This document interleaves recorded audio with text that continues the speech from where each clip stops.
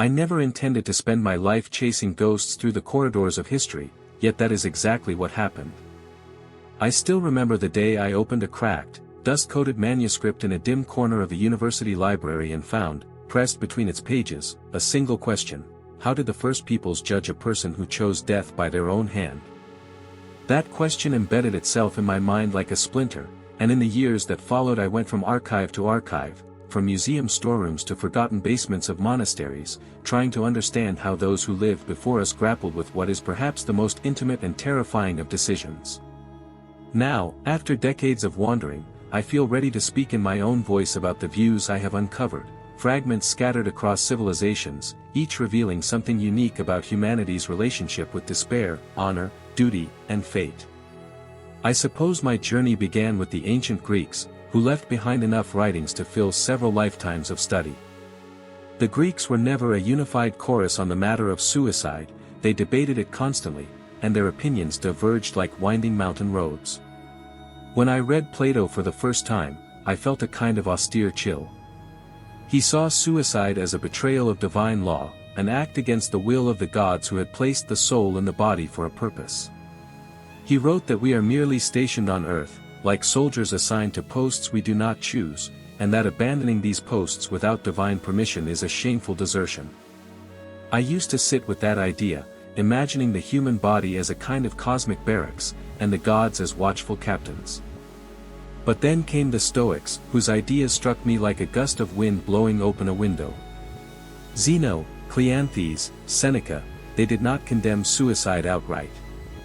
Instead, they spoke of it as a final expression of reason when circumstances became incompatible with virtue. For them, the ultimate goal of life was living in accordance with nature, and if illness, tyranny, or unbearable degradation made such a life impossible, then departing it could be considered a rational act. I remember walking through the ruins of Corinth at sunset, imagining Seneca's calm deliberation in the face of forced death, the image of warm water, open veins, and philosophical clarity. It was unsettling and yet oddly dignified. The Romans inherited both streams of thought but added their own peculiar obsession with honor and public image. I once sat in the atrium of a reconstructed Roman villa in Ostia, reading the letters of Pliny the Younger.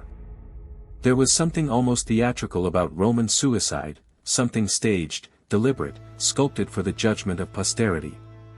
To die by one's own hand could be seen as a triumphant assertion of autonomy, a refusal to submit to humiliation.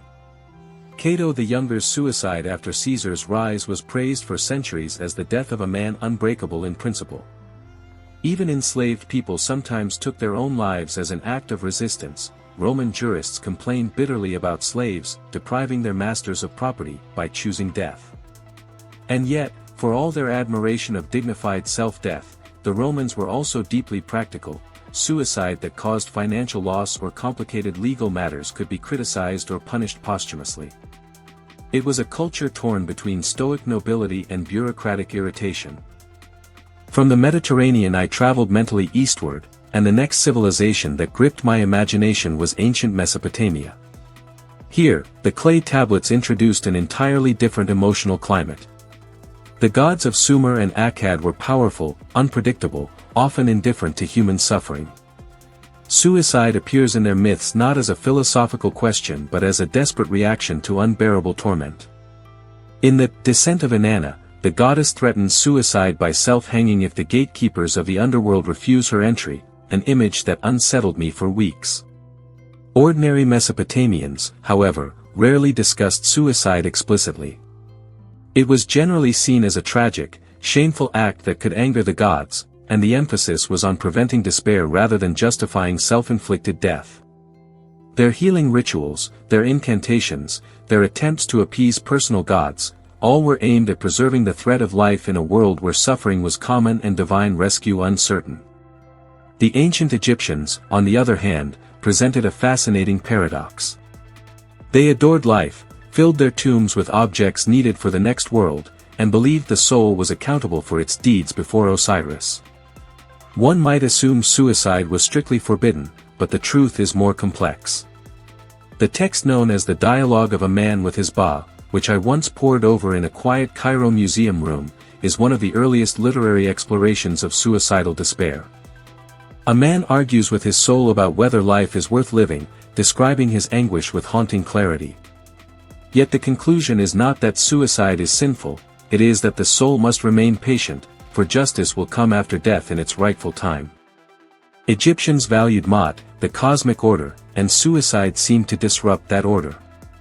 Still, they were not harsh in judgment, they understood, perhaps better than most ancient peoples, the burden of sorrow. The Hebrew Bible and early Jewish traditions gave me some of the most emotionally charged material.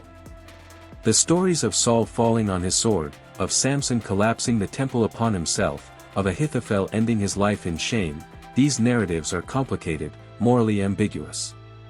Suicide was not outright prohibited in the earliest texts, but it was clearly tinged with tragedy. Later Jewish thought, especially after the trauma of Roman oppression, began to treat suicide with greater caution. Rabbinic writings discouraged it strongly, yet acknowledged extreme cases such as martyrdom under persecution. When I studied the accounts of Masada, where hundreds of Jewish rebels chose death rather than surrender to the Romans, I found myself wrestling with contradictions.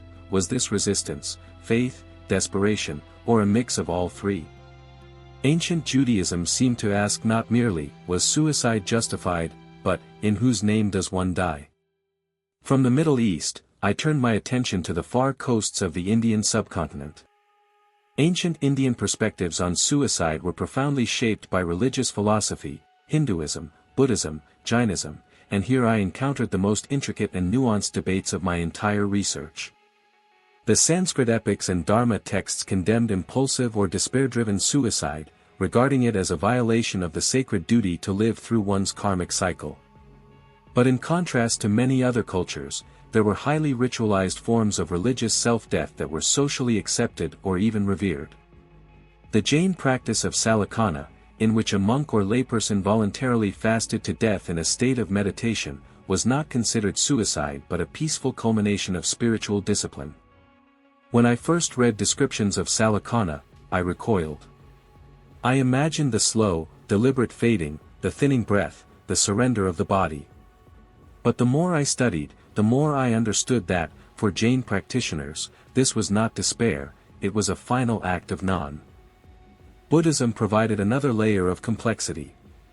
The Buddha condemned suicide driven by suffering or delusion, yet some ancient texts describe enlightened monks who chose death consciously after attaining a high level of realization. Interpreting these stories was like trying to catch smoke in my hands. Was it metaphor? Myth? A philosophical exploration? Scholars still debate it. Hinduism, too, recognized rare cases where people renounced life through disciplined fasting, but condemned impulsive self-slaughter. Indian traditions forced me to reconsider my Western assumptions. Not all cultures saw suicide as an act of despair, and not all categorized it neatly as sin or crime. From India, my thoughts drift to ancient China, where Confucian, Taoist, and legalist philosophies shaped attitudes toward life and death. Confucianism generally rejected suicide because it disrupted social harmony and filial obligation. One was expected to endure hardship for the sake of family and community. Yet, paradoxically, Confucian scholars sometimes praised suicide when it was done to preserve integrity, refusing to serve a corrupt ruler, for instance.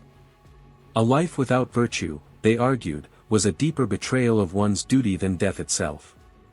Taoist thinkers, meanwhile, avoided the topic of suicide almost entirely. They sought harmony with the natural world, and death was merely another stage in the great cosmic flow. Legalists, ever pragmatic, treated suicide largely in terms of its usefulness or threat to the state. Reading these competing voices felt like listening to an argument between three generations living in the same house. Japan, influenced heavily by Chinese thought yet distinct in its cultural psychology, developed one of the most ritualized and dramatic attitudes towards suicide in world history. Even now, when I remember reading accounts of seppuku, the samurai's act of self-disembowelment, I feel a knot tighten in my stomach. Yet to the ancient Japanese warrior class, death by one's own hand could be the ultimate act of loyalty, courage, and honor. It was a way of restoring balance after failure, of proving sincerity, of protecting one's family from disgrace. There is something terrifying yet undeniably powerful in that worldview, the belief that life is not merely a possession, but a symbol that can be offered as testimony. I spent long nights trying to imagine what it meant to grow up in a culture where a child could be taught that an honorable death might one day be required of them. Then there were the Celts and the Germanic peoples, whose views were less formally documented but no less intriguing. Roman writers mocked the Celts for their casual attitude toward death, claiming they believed souls were reborn endlessly. Some Celtic tribes reportedly saw suicide as a rational act when faced with slavery or dishonor. Germanic sagas likewise portray warriors who chose death over humiliation.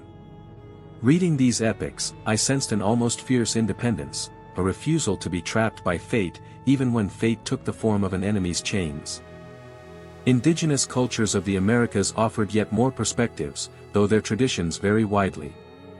Among the Maya and Aztec peoples, suicide could carry a sacred status under certain circumstances.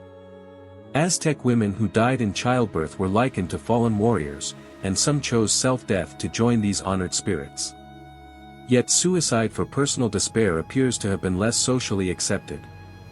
Many Native North American groups viewed suicide as a rupture in the spiritual fabric, though warriors sometimes chose death to avoid capture.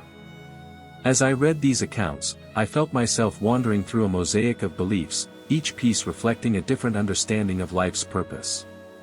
As I look back on all these traditions, Greek, Roman, Mesopotamian, Egyptian, Jewish, Indian, Chinese, Japanese, Celtic, indigenous, I realize something that has stayed with me all these years: no ancient culture was indifferent to suicide. Even where it was accepted, it was never trivial. Each society struggled to reconcile the value of life with the reality of suffering, duty, and the desire for control over one's destiny. Some condemned suicide as a sin against divine order. Others praised it as the final expression of reason or honor. Some saw it as a tragic collapse of the human spirit, others as a disciplined spiritual act. My own views have shifted throughout this long journey. At first I wanted a simple answer, some universal truth that would reveal how humanity ought to think about suicide. But history rarely grants such simplicity. Instead, it offers a mirror in which we see our own fears and hopes refracted through centuries of belief. What I discovered is not a single verdict but a human story, messy, contradictory, and profoundly moving. I have walked through ruins where philosophers debated the meaning of courage, read prayers scratched into clay tablets by people afraid of divine wrath, traced the brushstrokes of monks who starved themselves for enlightenment, and imagined the quiet desperation of those whose names did not survive. And after all this wandering, I think the most honest conclusion I can offer is this: our ancestors wrestled with the question of suicide because they were human, and because living has always been difficult. What they left us is not a doctrine but a reminder, to look closely at the reasons people suffer, to understand the weight of despair, and to recognize that the value of a life cannot be captured by any single culture's judgment. If anything, the ancient world teaches us compassion, that behind every act of self-harm lies a story, and behind every story lies a person searching for meaning, connection, or peace. And it is our task, living in a world far more connected yet no less troubled than theirs, to listen to those stories with the depth of understanding they deserve.